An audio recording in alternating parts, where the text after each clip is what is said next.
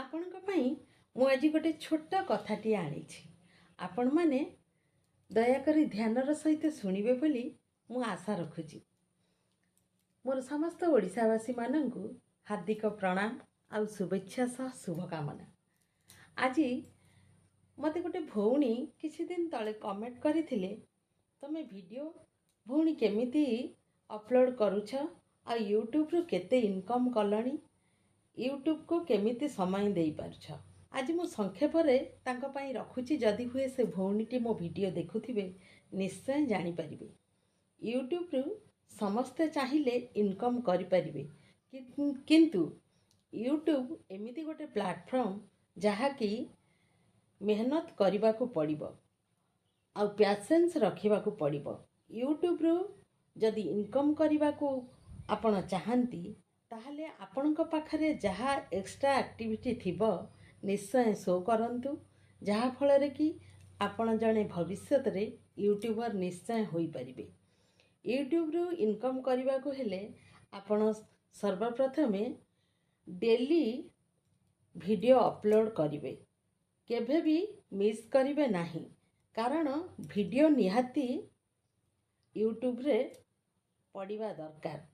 ତାପରେ ଆପଣ ପ୍ୟାସେନ୍ସ ନିହାତି ରଖିବେ, ପ୍ୟାସେନ୍ସ ସହିତ କାମ କରିବେ ଆଉ ଭିଡ଼ିଓ ଅପଲୋଡ଼ କରିବାର ଗୋଟେ ସଠିକ୍ ତରିକା ଅଛି, ଯାହାକି ସଠିକ୍ ଟାଇମ୍ ଆପଣ ଚୁଜ୍ କରିବେ।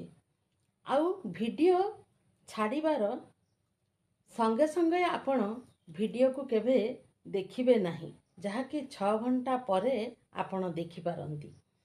ଆଉ ଭିଡ଼ିଓରେ ଥମ୍ବନେଲ୍, ଟାଇଟେଲ୍, ଟ୍ୟାଗ୍ ଆଉ ଡେସ୍କ୍ରିପସନ୍ ଏସବୁକୁ ଯେମିତି ଠିକ୍ ଭାବରେ ଲେଖିଥିବେ, କାହିଁକି ନା ଆପଣ ଯେଉଁ ବିଷୟରେ ଟପିକ୍ରେ ଭିଡ଼ିଓ କରିଥିବେ ସେଇ ଟାଇଟେଲ୍ ହିଁ ରଖିବେ।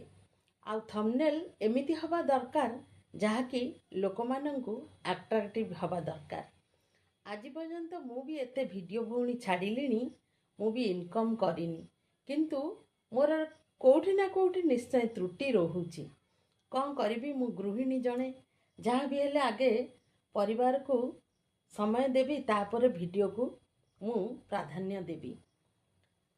ଆପଣ ଭିଡ଼ିଓ ଯଦି ଲଗାତାର ପୋଷ୍ଟ କରିବେ ନିଶ୍ଚୟ ଆପଣ ଭିଡ଼ିଓ ଗ୍ରୋ ହେବ ଆଉ ଆପଣ ନିଶ୍ଚୟ ୟୁଟ୍ୟୁବ ଆପଣଙ୍କୁ ସପୋର୍ଟ ନିଶ୍ଚୟ କରିବ।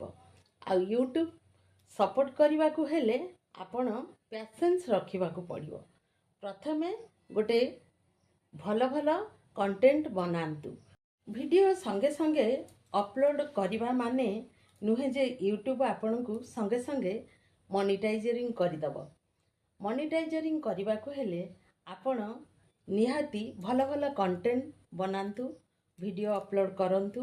ଆଉ ୟୁଟ୍ୟୁବର 3ଟି ଗାଇଡ଼ଲାଇନ୍ସ ଅଛି, ଯାହା ହେଉଛି 500 ସବସ୍କ୍ରାଇବର୍ସ ଏବେ କରିଦେଇଛି, ଆଗରୁ ଥିଲା 1000, ଏବେ କରିଦେଇଛି 500 ସବସ୍କ୍ରାଇବର୍ସ।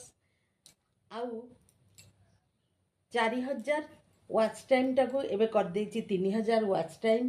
ଆଉ 30 ଲକ୍ଷ ଲୋକ ଯେମିତି 3 ମାସରେ ଆପଣଙ୍କ ଭିଡ଼ିଓକୁ ସବୁ କ୍ୟାଚ୍ କରିଥିବେ, ମାନେ ଦେଖିଥିବେ, ତେବେ ଯାଇ ଆପଣଙ୍କର ଭିଡ଼ିଓ ମନିଟାଇଜରିଂ ଆରମ୍ଭ ହେବ। ତେଣୁ ଆପଣ ଯଦି ଭିଡ଼ିଓକୁ ସମୟ ଦେବେ, ପ୍ୟାସେନ୍ସ ରଖିଥିବେ, ତାହେଲେ ନିଶ୍ଚୟ ଆପଣ ଦିନେ ନା ଦିନେ ସକ୍ସେସ୍ ନିଶ୍ଚୟ ହେବେ। ତେଣୁ ମୋ ଭଉଣୀ ତାଙ୍କ ଉତ୍ତର ନିଶ୍ଚୟ ପାଇଯାଇଥିବେ। ମୁଁ ଏ ଛୋଟିଆ କଥା ମାଧ୍ୟମରେ ଯାହା ମୋର ସଭିଜ୍ଞତା ଅଛି ମୁଁ ବୁଝାଇ କହିଲି। ତେଣୁ ଆପଣ ଯଦି ୟୁଟ୍ୟୁବ ଖୋଲିବେ, ଆପଣଙ୍କର ଏକ୍ସଟ୍ରା ଆକ୍ଟିଭିଟି ଯାହା ଅଛି ଆପଣ ଶୋ କରିପାରନ୍ତି। ୟୁଟ୍ୟୁବ ପ୍ଲାଟଫର୍ମ ସମସ୍ତଙ୍କ ପାଇଁ। ଧନ୍ୟବାଦ।